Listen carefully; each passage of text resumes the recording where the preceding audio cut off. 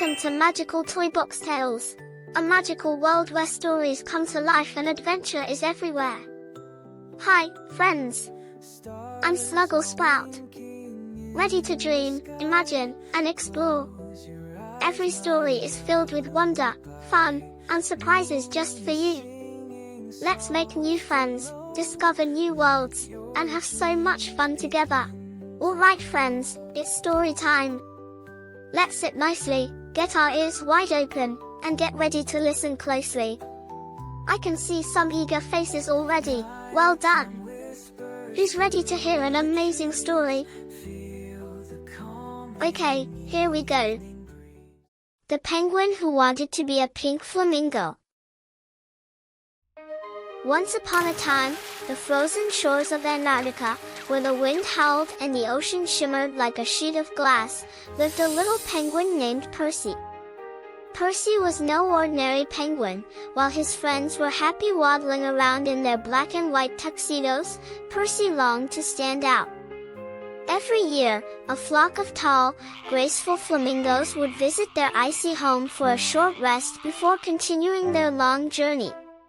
Their pink feathers were like fluffy clouds at sunset, their legs like candy canes. Percy was mesmerized. Wow. Why am I just black and white? He often wondered. Flamingos look so special. If I were pink, I'd be special too. One day, after watching the flamingos strut proudly along the shore, Percy decided he had to become one of them. He was determined to turn himself pink, no matter what it took. His first idea came from something he overheard the flamingos say. "We turn pink because of the food we eat." Percy's eyes lit up. That's it. He rushed off in search of anything red or pink to eat. He found a pile of bright red berries washed up on the shore. Without a second thought, he gobbled them up. Gulp. Then he waited. And waited. "Do I look pink yet?" he asked his friend Wally, spinning in circles. Wally squinted. Your beak is kind of red. But mostly, you just look like you ate something weird." Just then, turns out, those weren't flamingo food. They were just really, really sour berries. Blah! Percy spat them out. Determined to try again, Percy waddled over to an old explorer's station near the cliffs.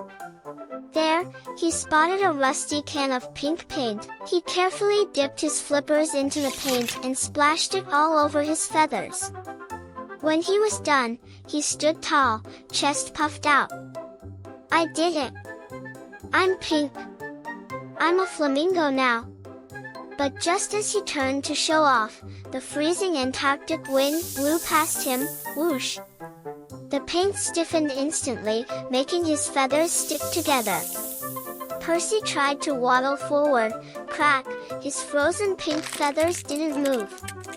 Then, thud, he tipped over, landing butt first into the snow.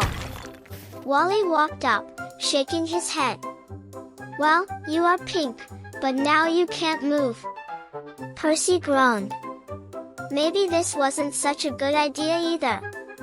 After warming up and washing off the paint, Percy had one last idea.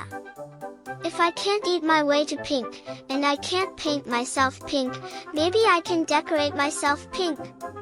So, he rolled around on the rocky shore, covering himself in tiny pink seashells and bits of coral. By the time he stood up, he was covered in colorful pieces, clinking and clattering as he moved. He proudly waddled toward the other penguins, hoping they would be amazed. But instead, snap! A tiny crab, hidden in the coral, pinched Percy's flipper. Yeo! Percy squawked, flapping wildly. The coral pieces scattered everywhere, and the crab scuttled off, grumpy and unimpressed. Percy sighed and plopped down on the icy ground. "No matter what I try, I'll never be a flamingo." Feeling defeated, Percy gazed at his reflection in the waves, just black and white. Then he noticed something.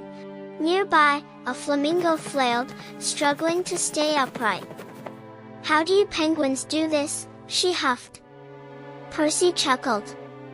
"We're built for it." She sighed. "I wish I could swim like you. You glide through the waves like they're part of you." Percy's heart swelled. "You're right. I can swim super fast." Percy realized in that moment that he didn't need to be pink because he can just be himself. He dives confidently in the Arctic water. That night, as Percy huddled close with his fellow penguins under the glowing Antarctic sky, he smiled. Maybe he wasn't pink. Maybe he wasn't tall. Maybe he wasn't a flamingo. But he was a penguin. And that was pretty amazing, too. The end. Percy thought that being different, like turning pink, would make him special. But after lots of silly adventures, he discovered that he was already special just by being himself. Trying to be something you're not won't make you happy, but loving who you are will. In the end, Percy found joy in being a penguin, showing us all that confidence and happiness come from being yourself. Did you enjoy today's story? There are so many more waiting for you. Click subscribe, hit the like button, and turn on the bell so you never miss on the next exciting tale.